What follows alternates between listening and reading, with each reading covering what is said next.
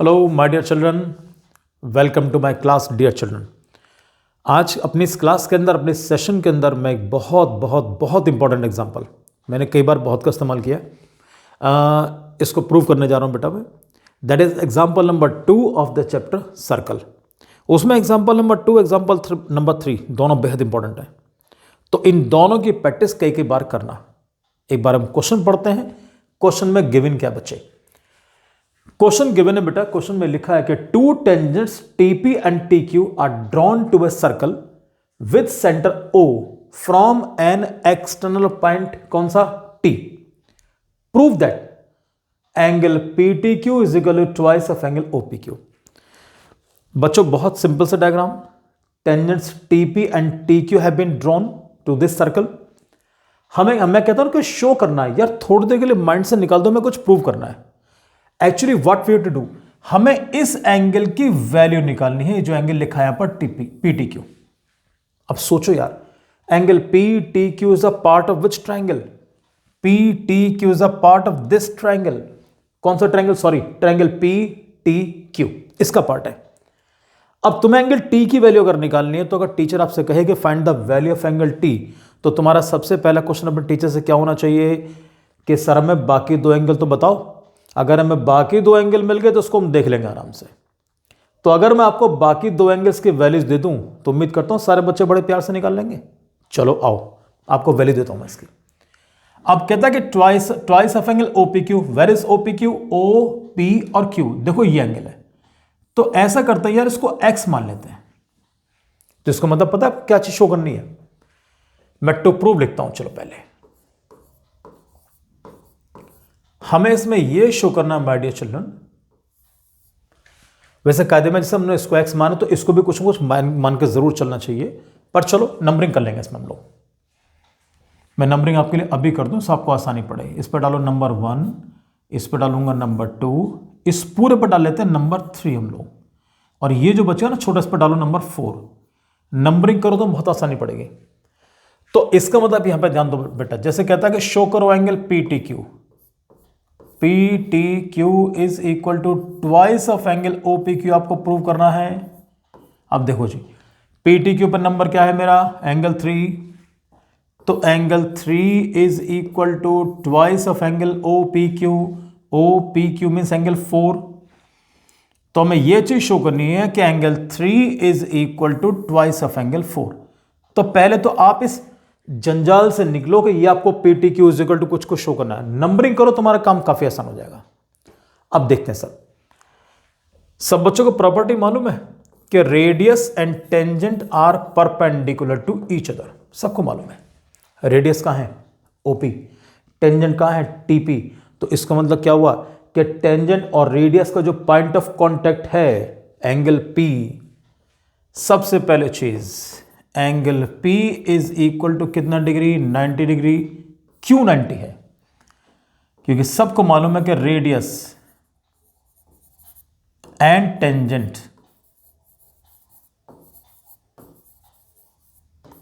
Are perpendicular to each other. Are perpendicular to each other. अच्छा, इसमें एक खास बात, चाहे तो यहां रीजन लिख दो या शुरू में लिख दो, कोई फर्क नहीं पड़ने का। To each other.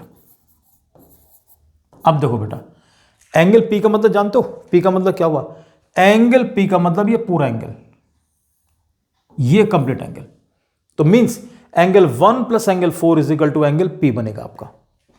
तो मैं इसको ऐसे लिख रहा हूं कि angle 1 plus angle 4 is equal to 90 degree. Angle 4 का मतलब क्या होगा? x। तो angle 1 is equal, sorry, angle 1 plus x is equal to 90 degree, क्योंकि 4 किससे इक्वलेंट है? एक्स के इक्वलेंट है।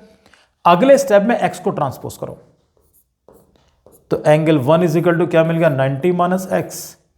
यहां तक मेरे ख्याल से आपको कोई दिक्कत नहीं पड़ने की। कई बार बच्चे उसको वर्बली भी निकाल लेते हो, तो वर्बली भी कोई दिक्कत नहीं, लेकिन पूरा शो करो उसको। इस चैप्टर के अंदर मेनली दो ही प्रॉपर्टीज है, अगर आप ध्यान दो, कि radius and tangent are perpendicular to each other. दूसरी प्रॉपर्टी कि tangents drawn from an external point are equal to each other. TP and TQ दोनों टेंजेंट्स बराबर है, ये मैं लिख के चलूंगा। सिंस अच्छा, इसमें एक काम कर सकते हो तुम लोग, चाहो तो शुरू में रीजन लिख दो, वो तरीका भी कोई दिक्कत नहीं है। इस बार मैं शुरू में रीजन लिख के दिखाऊंगा आपके लिए।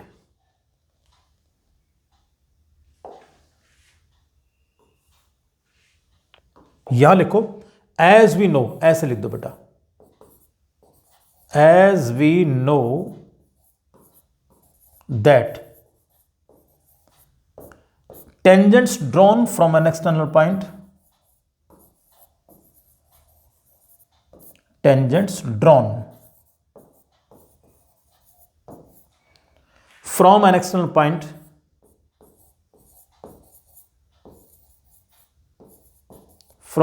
external point चलो पूरा लिख दूं मैं, external point are equal to each other, are equal to each other.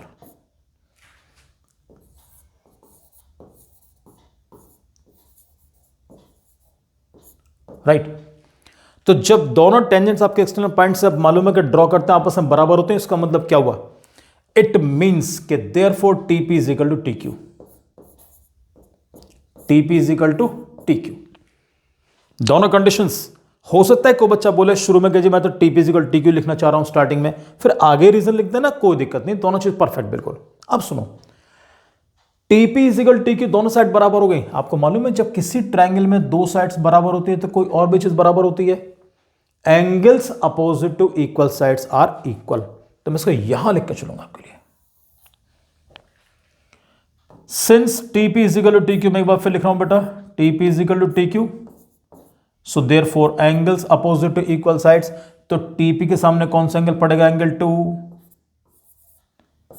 और टी क्यू के सामने कौन सा एंगल पड़ेगा? एंगल 1। तो ये दोनों एंगल्स बराबर हो गए। रीजन जरूर लिखना सब बच्चे, क्या लिख के चलेंगे कि angles opposite to equal sides, angle opposite to equal sides are equal.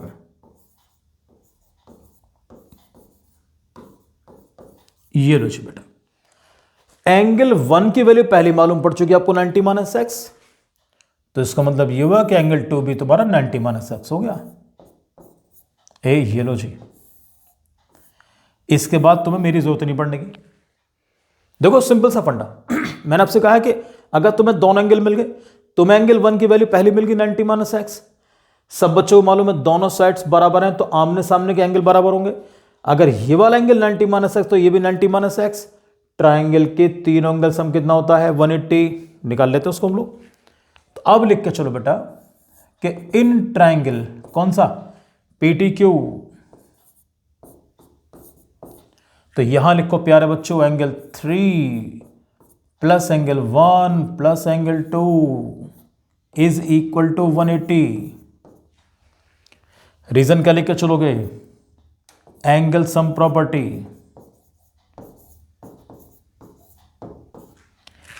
Angle 3 की वैल्यू मुझे पता नहीं क्योंकि मुझे एंगल 3 की वैल्यू तो चाहिए। एंगल 1 क्या लिखा my dear children? It's 90 minus x, 90 minus x. What is angle 2? Its value is given 90 minus x again, ये लिखो जो 90 minus x is equal to 180।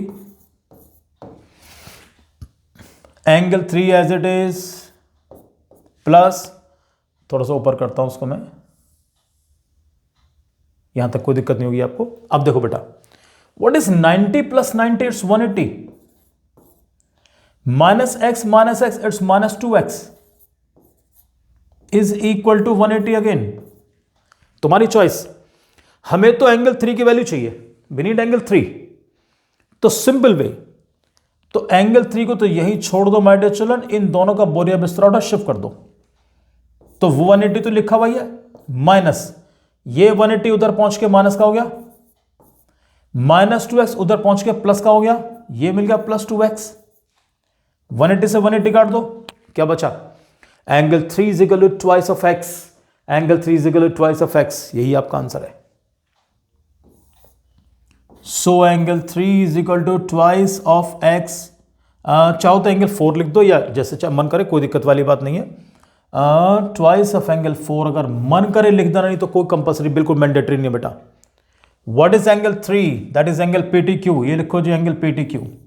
PTQ is equal to ये 2 as it is. What is angle 4? OPQ.